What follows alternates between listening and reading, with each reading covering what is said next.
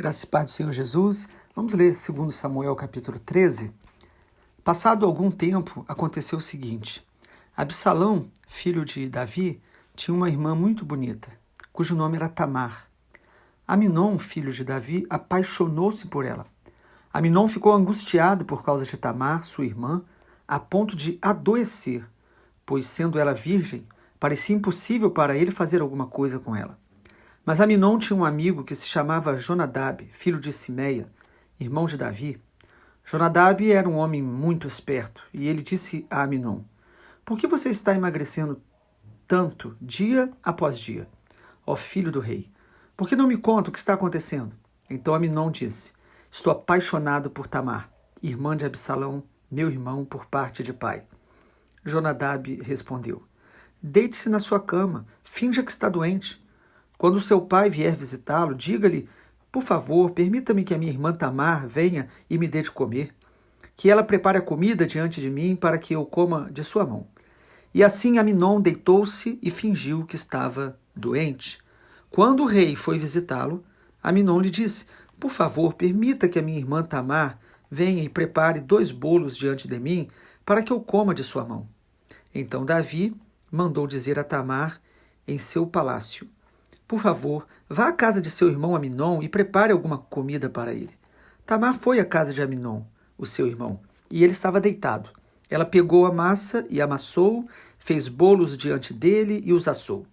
Pegou a assadeira, tirou os bolos diante dele, mas ele não quis comer. Aminon disse: "Mandem que todos saiam da minha presença." E todos saíram. E Aminon disse a Tamar: "Traga comida ao meu quarto e comerei da sua mão." Tamar pegou os bolos que havia feito e os levou a Aminon, seu irmão, no quarto. Quando ela oferecia os bolos para que ele comesse, Aminon agarrou e lhe disse: "Venha, deite-se comigo, minha irmã." Porém ela respondeu: "Não, meu irmão, não me force, porque não se faz uma coisa dessas em Israel. Não faça essa loucura, porque aonde iria eu com a minha vergonha? E você seria como um dos loucos de Israel. Agora, por favor, fale com o rei, ele não impedirá que eu case com você." Mas Aminon não quis dar ouvidos ao que Tamar dizia. Pelo contrário, sendo mais forte do que ela, forçou-a e teve relações com ela. Depois, Aminon sentiu por ela grande aversão. E maior era a aversão que sentiu por ela do que o amor com que a tinha amado. Então disse: "Levante-se e saia daqui." Mas Tamar respondeu: "Não, meu irmão, por que mandar-me embora? Seria um mal maior do que o outro que você fez." Porém ele não a quis ouvir. Chamou o moço que o servia e lhe disse: "Põe esta mulher para fora e tranque a porta." Tamar vestiu uma túnica talar de mangas compridas, porque assim se vestiam as filhas do rei que ainda eram virgens. O servo a pôs para fora, trancou a porta. Então Tamar colocou cinza sobre a cabeça, rasgou a túnica talar de mangas compridas que vestia, pôs as mãos sobre a cabeça e saiu andando e clamando. Absalão, seu irmão, lhe disse: "Foi o seu irmão Aminon que esteve com você? Agora, minha irmã, fique calada. Ele é seu irmão. Que o seu coração não fique angustiado por causa disso." E assim Tamar, desolada, ficou na casa de Absalão, seu irmão. Quando o rei Davi soube de tudo isso, ficou furioso. Porém Absalão não falou com Aminon, nem mal, nem bem, porque odiava Aminon por este ter violentado Tamar, a sua irmã. Olhando para o capítulo 13 de 2 Samuel, nós percebemos que a maldição do abuso sexual já é uma prática muito antiga na humanidade. Na verdade, desde quando o pecado entrou no mundo, irmãos, o nosso coração foi contaminado, o coração do ser humano foi contaminado. E o pecado ele tem muitas manifestações e algumas mais terríveis do que outras. E este é um pecado que até os dias atuais é extremamente repudiado, traz consequências terríveis para quem sofre, para quem pratica e para a família e sociedade. O pecado do abuso sexual.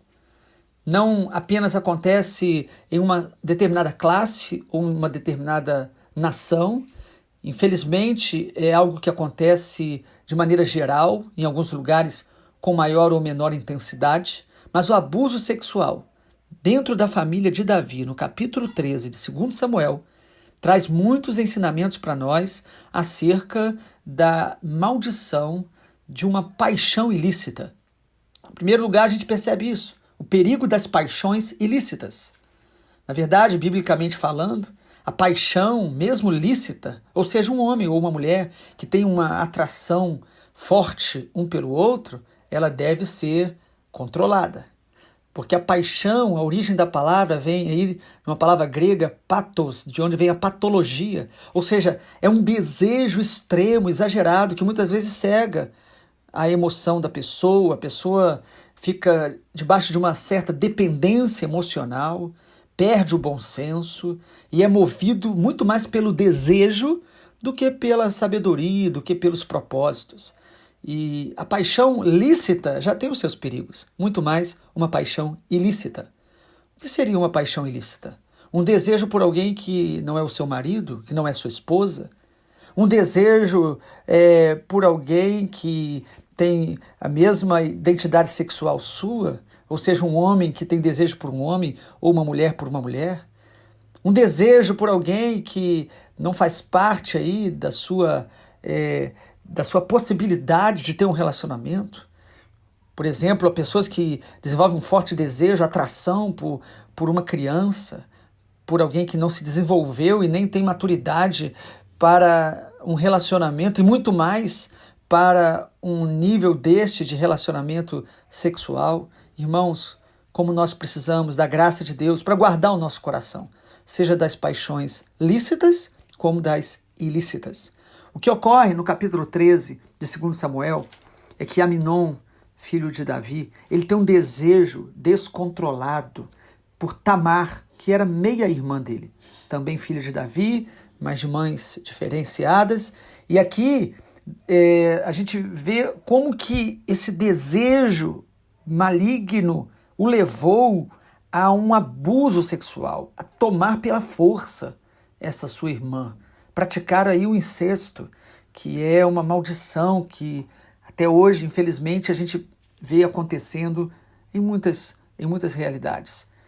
E aí, além dessa paixão ilícita que Tamar desenvolveu, nós vemos aqui também o perigo dos maus conselhos.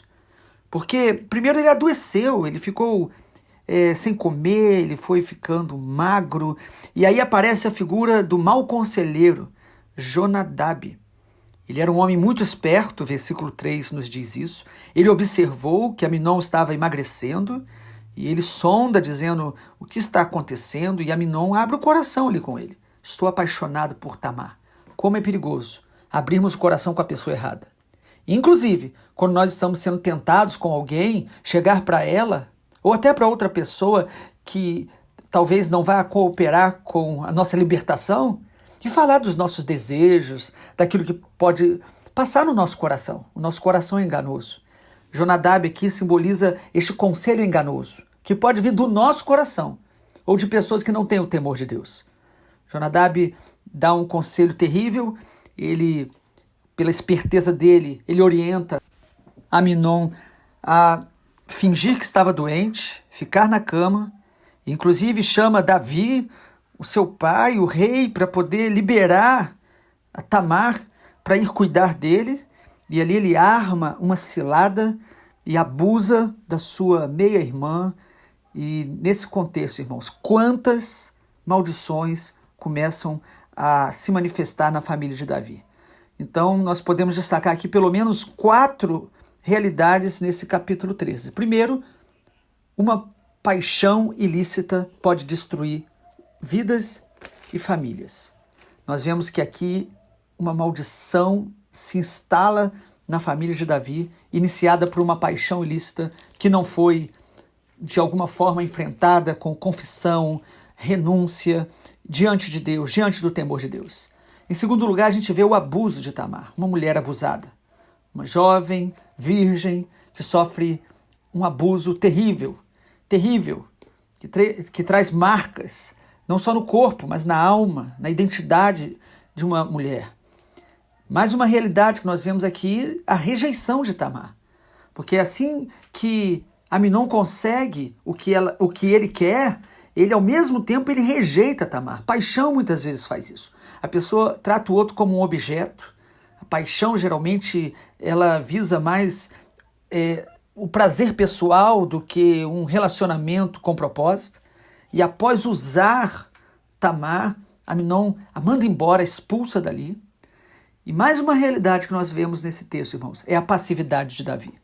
O texto diz que Davi ficou muito irado quando soube do que aconteceu, mas ele não fez nada.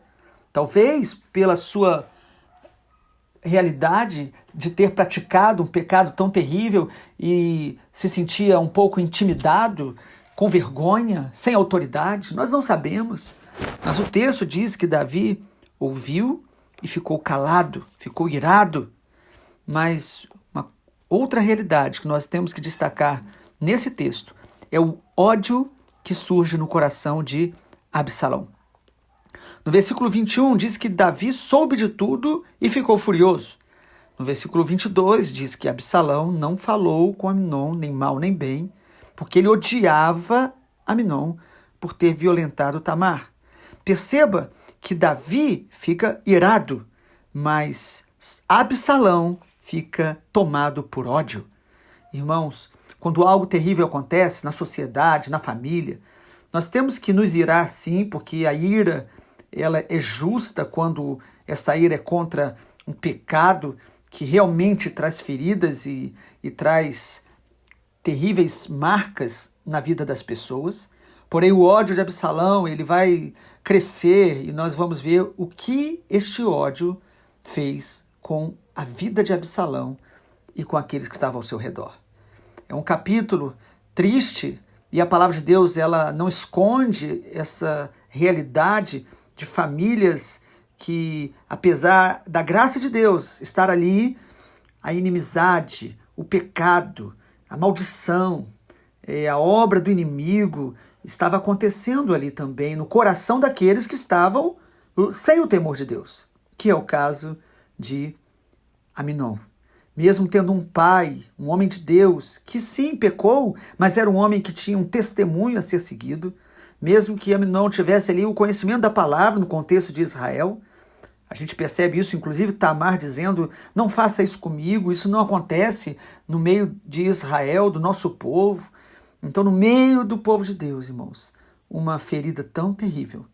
E ali nós vemos uma mulher ferida, um irmão cheio de ódio e o abusador tentando de alguma forma ainda se esconder, se ocultar, e uma família que estava começando a experimentar uma divisão terrível que nós vamos ver daqui em diante. Que Deus nos dê graça para que a gente possa orar por uma sociedade mais livre desses tipos de feridas terríveis, sociais, emocionais, familiares. Que Deus nos dê graça para cuidar daqueles que passaram por isso, que são vítimas, inclusive alguns na sua infância e carregam feridas, vergonhas na alma. Que o Senhor possa estar curando pessoas, que essa palavra possa nos mostrar que, apesar do pecado que leva o homem a coisas tão terríveis, nós nunca podemos nos esquecer que a graça de Deus é poderosa para nos curar, para nos restaurar, para nos ajudar a superar a ira e também o ódio e as feridas que nós vamos tanto enfrentar como ver ao nosso redor. Que Deus possa nos dar graça. A Bíblia diz que no lugar da vergonha, Deus ele traz dupla honra. Onde abundou o pecado, a graça de Deus pode superabundar quando nós nos arrependemos. Que o Senhor possa trazer com essa palavra graça sobre a nossa vida, para que a gente seja livre das paixões deste mundo, das paixões ilícitas ou lícitas. Possamos ser guiados não pelo desejo, mas por propósito.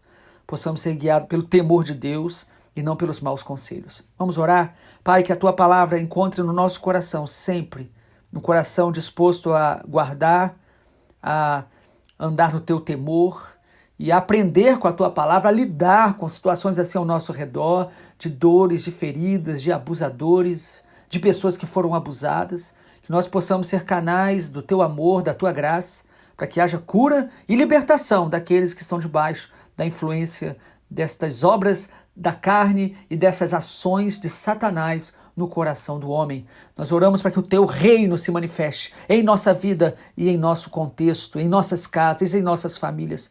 Guarda, Senhor, as nossas crianças, guarda, Senhor, o coração dos nossos irmãos, da nossa família, de toda invasão de sentimentos malignos como este, em nome de Jesus. Amém, Senhor.